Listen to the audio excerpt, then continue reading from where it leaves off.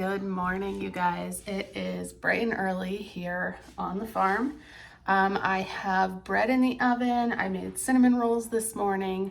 I was up early getting everything done that I needed to get done. I did a workshop last night, which was so much fun. I love just connecting with people who are interested in anything that has to do with homesteading, farming, and sourdough is definitely like the gateway drug to that, I would say. Because you can do it wherever you are. You don't have to have this massive piece of land. You don't have to do any construction to make beds for your garden. It's literally just done with what you have in your kitchen. So I have some more dough here that I need to form. And then I have one order of cinnamon rolls that are in the oven for a pickup for today. And then I just need to put in another round of bread, and I think that's pretty much it. I'll form this, let this cold proof, and bake it later tonight. The bread that's in, or the dough that's right there. But in today's video, it's going to be a bit different. You guys are going to hang out with me today like we usually do, but I've really scaled back my sourdough business, and there's a few reasons why I've done this. The first reason is I am missing crucial time with my kids. And when I started this business, I honestly didn't think it would take off the way that it did. And I kind of just got too caught up in the success of the business and not focused on the whole reason why I wanted to do this in the first place. So the main point I'm trying to make here is I'm sacrificing precious time with my kids for the sourdough business, which isn't why I wanted to start this. It's so that I could have freedom to hang out with my kids when I wanted. So with that being said, as of last week, I have dropped one of my bigger wholesalers, and it was a really tough decision because I've literally built this business and this YouTube channel. Well, I've been doing YouTube for 4 years. I've been doing a lot of sourdough videos lately, and you guys are loving them, which I love. But I had to drop something to make it work. So I dropped one of my bigger wholesale customers, and it has really helped me so much. I'm not so stressed. I can focus on creating more content. I can focus on more time with my kids. And the biggest thing that it is allowing me to do is be creative again. My true passion is in videos. I love creating YouTube videos. I love connecting with like-minded people, and it's just really been something that I've had to put on the back burner while I'm trying to juggle all of these things. Last night, like I said, we had a wonderful workshop, and connecting with people is another thing that I have been missing a lot. I'm stuck down here in the basement in my bakery for hours and hours on end, waking up early, going to bed late, just all here working by myself, and I'm finding it to be mentally taxing. I'm finding that I don't even want to get up in the morning because I'm literally just like another day downstairs in the dungeon by myself. I love this space to death, and I'm so grateful for it. I'm not complaining about this space, but when I'm just by myself all the time, it starts to weigh on me, and my mind starts to race, and I get a little crazy, I guess you could say. So I've decided that I'm going to take a step back from wholesale. There's another reason why I've done this. I'm doing a farmer's market in the summer, and it's every other Saturday, and it's going to require a lot of work for me. And I just thought that since I'm missing connecting with people, I do still love sourdough. I do still want to pursue this, but I want to do it in a way where I'm connecting with the customer. I thought a farmer's market would be a really great opportunity. The one that I'm attending is local. It's called Leaf. And the good thing about it is it's every other Saturday. So if, it's not every single weekend, and I think it only runs like June through August. It's not that long. So it's just a great way for me to connect with people, and I'm going to be doing more events. So I'm going to be making up for the money that I'm not making in that wholesale space. But it's just something that I had to really sit down and think, like, do I want to lose this part of the the business because I've worked so hard, and it literally, it wasn't that hard when I started to think about all the time spent delivering and all that stuff. For me, it was just an easy way to kind of swap out that wholesale customer for retail. And a lot of you have said this before, and it is true, that I would make way more money selling it myself, which is very true. The problem that I come across with that is where I live. I live way out in the country, and it's never easy for someone to come out here. That's always my problem. So I've opened up some pickup locations at other people's houses in the area that are closer to town. So that is another change that I made. It's helped to alleviate some of that scaling down that I did with the wholesale customer. So that is something really big that I have changed.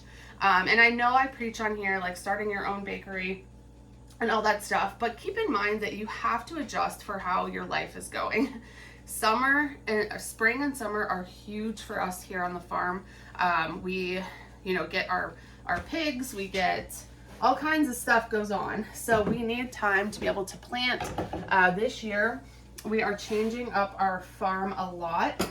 We are kind of taking the season to reevaluate what we've been doing, because if you've watched any of our past farm content, you know that we have struggled a lot here with planting.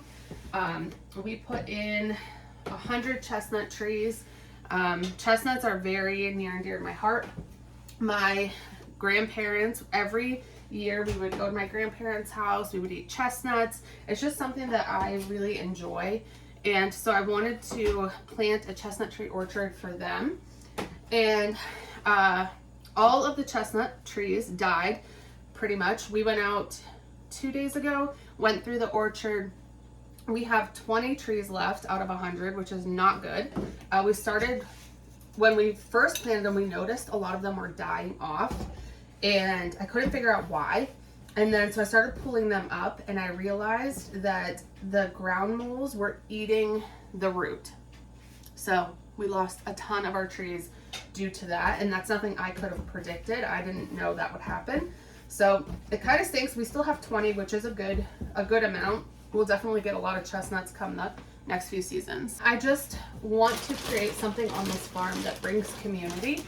There's a lot of big plans that I have, but Andrew and I have been really thinking about doing some sort of you pick situation here.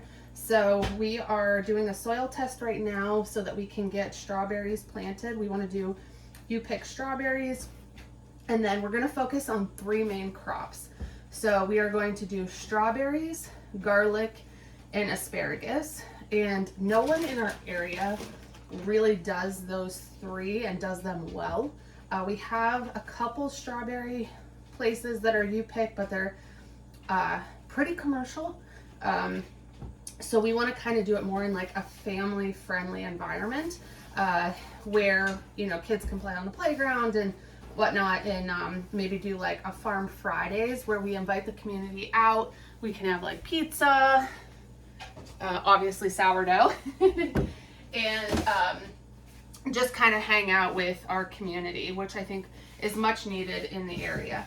So we're working through some of those things right now so that we can get that up and running. I also am going to be doing some sort of bread shed, bread bus, something here on the farm. We have a bus that we were trying to turn into an RV, and unfortunately, with me getting pregnant with my daughter, we just didn't have time to complete that project. But I thought it would be a really good little farm store, so we could turn the bus into a farm store and then kind of use that as a cool little aspect to the farm. So I have a lot of plans right now. We have a huge checklist in our kitchen that has everything that we need to do to get set up for success, along with all of our home projects we have going on. So I've shown in many videos that we're working on our entryway. That has just been one thing after another. I haven't been able to even paint just because having the kids here, it's so hard to sit down and actually like get them to do something for a while I can paint. So this weekend I'm planning on getting the living room painted, getting that checked off, and then that way we can move on to the next home project as well. When you live on a farm, you know that everything is, it's never ending. So we have a huge garden. We've done a huge garden every year. I have some garden tour videos out, but our problem is that we never get a great yield. We deal with a lot of pests, we deal with a lot of things, and our soil isn't good. So this year we're going to start doing a raised bed garden. I think this is really going to help our production. Not that I want to be a farmer's market gardener. It's literally just going to be for my family to help cut down on our food budget.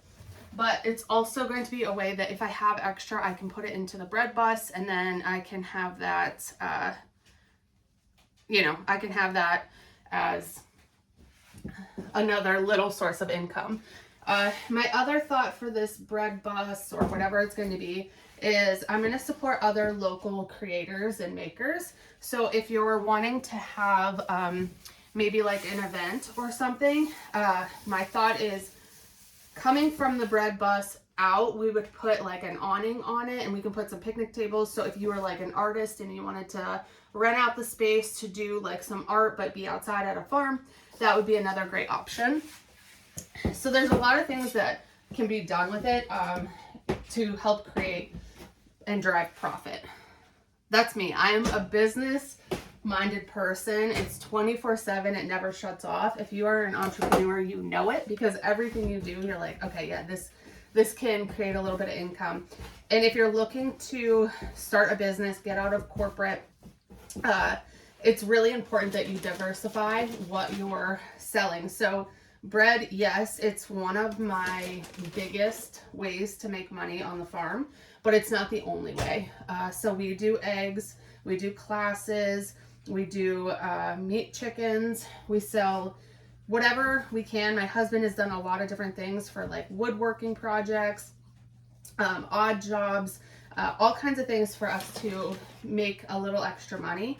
And it doesn't always have to be related to farming necessarily, but my husband right now is trading in all of his hay equipment that he got last year, because I don't know if I ever talked about this on here, but we were getting ready to hay. We have 25 acres and we wanted to get hay going. So we are going to try again this year, but focus on buying newer equipment. That way that we're not just wasting money. That's something that we've learned over the years is as much as you want to save money, buy used stuff, sometimes it costs you more in the long run. So that's that. Big things are changing around here. Hoping that you guys stick around to see them all. I am actually going to talk to my in-laws about building out the bread bus if they want to take on that project, because my husband does not want to do it. We have a lot going on with the strawberries and everything else. I can just tell he doesn't want to do it. So I'm going to talk to them today and see if they would be willing to do that project for me. And then I would pay them, obviously, but it would be something that they could kind of just do whenever they wanted. And I think my father-in-law would absolutely love it. It really just needs painted on the inside, a door hung, and shelving, and then I could decorate it from there and make it look, cute or whatever. But it just needs a little love before we can do it. The exterior also needs painted. I've contacted a guy who said he would do it. He just needs to come in and give me a quote. So yeah, we got a lot of things going on. But right now, just forming these last few. I'm not going to bake these right now. These are going to have to wait a little bit to get baked because they need a cold proof. I want to show you guys something. I've changed up my recipe a little bit, and my loaves are massive now. They are coming out so big. It is amazing. They're like bigger than my head, which is so cool. Look at those. These are the pepperoni. They just look so beautiful. These are minis. How cute. All right, quick switch. I forgot to turn the camera on, but I did print out all of the labels for the bread that I baked, and the labels for the cinnamon rolls, which we'll bake tomorrow morning, and frost. I am headed now to pick up the kiddos. They both had sleepovers last night at each of the grandparents because I had the workshop. So I'm picking them up. It's a little later than I wanted to, but I'm glad I got everything done that I needed to get done. So the plan for the rest of the day is hang out with the kiddos. I'm going to show you guys exactly how to keep my kids busy on these gloomy days. I know a lot of parents struggle with how to keep their kiddos busy and what is a good way to do that. So we're going to talk through all of that as soon as we get home. All right, so to keep the kids busy, our table is a disaster. I'm looking for a new one because the paint keeps chipping off. But I got these little cups with animals on Amazon. I'll link them below, but they love to sort these out, create patterns. They're really great for the kids. Also have a bunch of craft stuff, and then they have some sensory bins that they play in. For Colton, we do a lot of, what's your favorite thing to do? I get to shake it. Some math. You having fun? Do you like that, Theo? I like this too. Yeah. I started getting some homeschooling books for Colton. These are the Master Books curriculum, and they are so nice, especially for parents. I'm not homeschooling, but it's something that I'm interested in. So I just got one of these to kind of get started, but it breaks down the weeks, what day you do the lessons. It gives you which pages to do. And this is just so nice. A lot of it is interactive, like in the house or outside. So it's not necessarily, just going through the book itself, which I really like. But we're kind of jumping around a little bit. He just really likes to jump in here and do stuff on his own without me. So I let him do that. But this is a really good book. I will put the link in the description.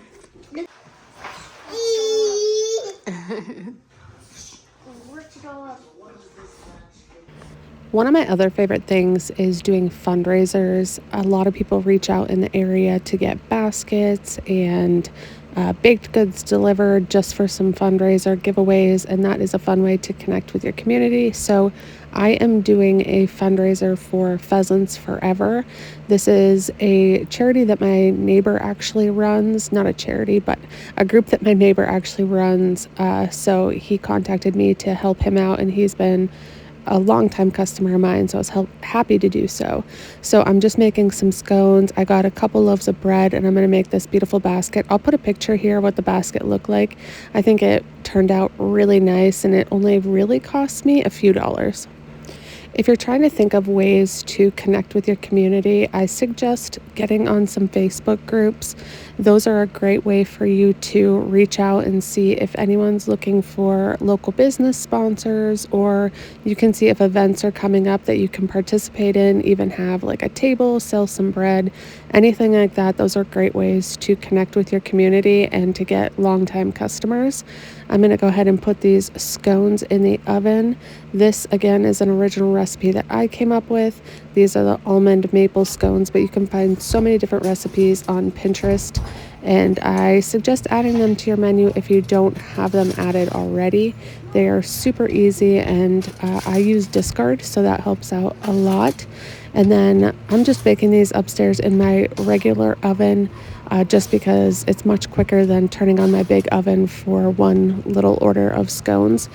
I'm excited to get these out of the house. Honestly, I don't need to be eating any sweets at this point. Colton and I decided to do a little project. So we are replacing the curtains here in the living room. We are going to do the drop cloth curtains like how I have back there. These should be a little bit thicker and nicer. So right now Colton is taking all of these hooks and putting them on this curtain rod, and then I'll put that up, and then we can hang the drop cloth. I do these drop cloth curtains all over my house. I did them in the bakery, if you remember. I have them on my French doors in the back of my house. I just think they're so easy, so affordable, and if they rip, break, or get dirty, You can easily replace them and they're not expensive.